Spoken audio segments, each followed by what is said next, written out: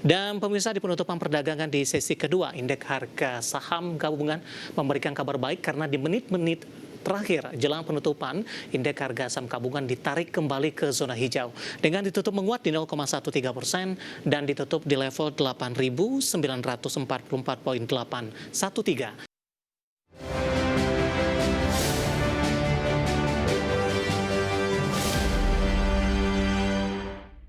Terima kasih untuk yang masih bergabung bersama dengan kami, dan di segmen ini kita akan review jalannya perdagangan di sepanjang hari ini. Pemirsa, di mana indeks harga saham gabungan berbalik melemah usai mencatatkan level intraday dan penutupan tertinggi di perdagangan hari sebelumnya. Dan kami ingatkan kembali, Anda masih bisa berpartisipasi di WhatsApp interaktif di 0851 di 7810 di 4976 seperti yang tertera di layar televisi Anda nantinya.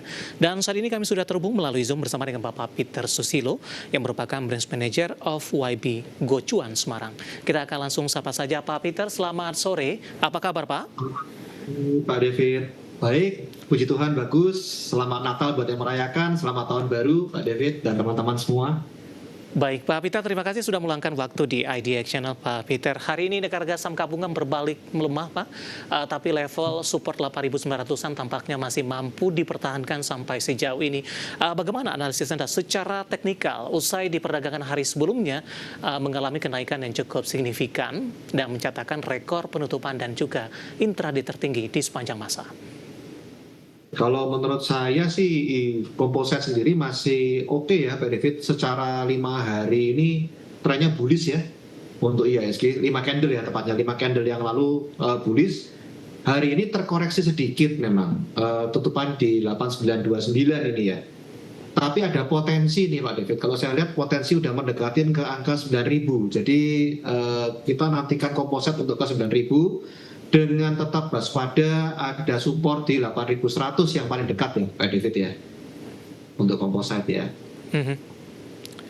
Arah selanjutnya Pak Peter, di tengah juga para pelaku pasar di pekan ini akan menantikan rilis beberapa data makroekonomi Amerika Serikat untuk menebak kembali nih arah dari kebijakan The Fed di pertemuan akhir bulan ini, di mana secara persentase tadi 82% The Fed akan mempertahankan suku bunga acuannya di level terakhir Pak, meskipun pendapat terbelah ini untuk para anggota The Fed yang memiliki hak suara di pertemuan Januari 2026.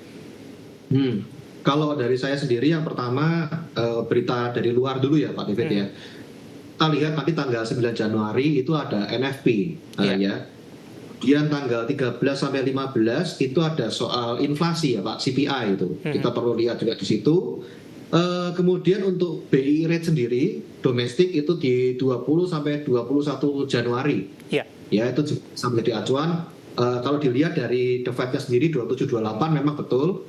Itu dari banyak analis yang mengatakan bahwa ini akan menahan suku bunga. Nah kita lihat, namun Pak David, ini ada yang menarik di sini menurut saya. Tanggal 20 Januari ini yang kita nantikan, kita cukup waspada. Saya akan anjurkan pada teman-teman semua di sini untuk mulai waspada. Kenapa? 20 Januari ini nanti inauguration day Pak David di Amerika Serikat. Ya, jadi pelantikan Bapak Donald Trump sebagai Presiden Amerika Serikat ini yang kedua kali Pak David. Nah nanti tanggal 20 Januari ini pastinya dia akan speak ya, akan pidato. Biasanya soal kebijakan tarif dagang, kemudian soal pemotongan pajak, nah itu juga harus dilihat. Kemudian yang paling penting juga deregulasi energi nih Pak David. Ini bisa memicu volatilitas yang ada di sektor komoditas dan teknologi.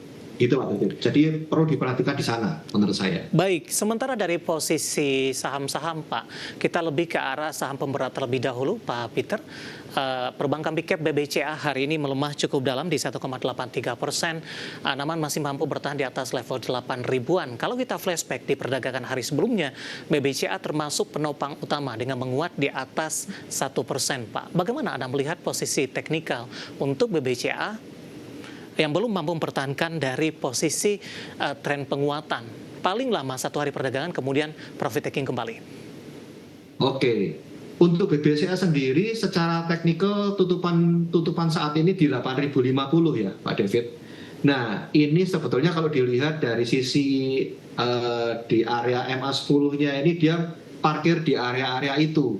Meskipun memang di bawahnya ada support yang memang kita perlu perhatikan, itu di 7850 sampai 7950 area supportnya. Jadi kita lihat kalau misalnya BCA tidak jebol di bawah 7850, saya rasa kok ini masih masuk bisa kembali ke atas. Ya. Artinya juga trennya tren sideways, dia akan bisa punya potensi ke 8.300-an Pak David. Baik, rekomendasinya Pak, singkat saja. Rekomendasinya untuk BBCA kita wait and see dulu ya. Kalau memang misalnya mau cicil untuk investasi, oke-oke aja untuk BBCA. Jadi kita lihat untuk tren jangka panjangnya masih oke sih untuk BBCA Pak David. Baik, analisis dari BBCA yang hari ini menjadi pemberat dari indeks harga saham gabungan dan lagi-lagi keputusan investasi tetap ada di tangan pemirsa Idea Channel. Pak Peter, menarik kalau kita perhatikan saham-saham komoditas, Pak.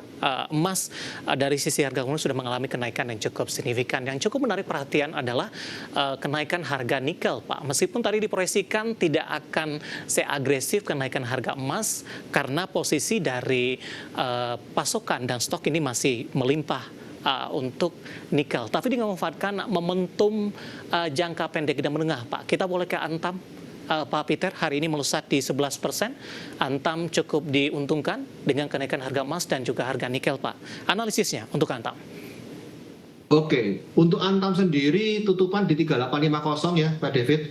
Ini kalau menurut saya juga masih hold ya, posisinya dari beberapa hari kemarin kita udah pada masuk ke Antam ini. Nah, Antam sendiri 3850 dengan kenaikan 11,6% ini.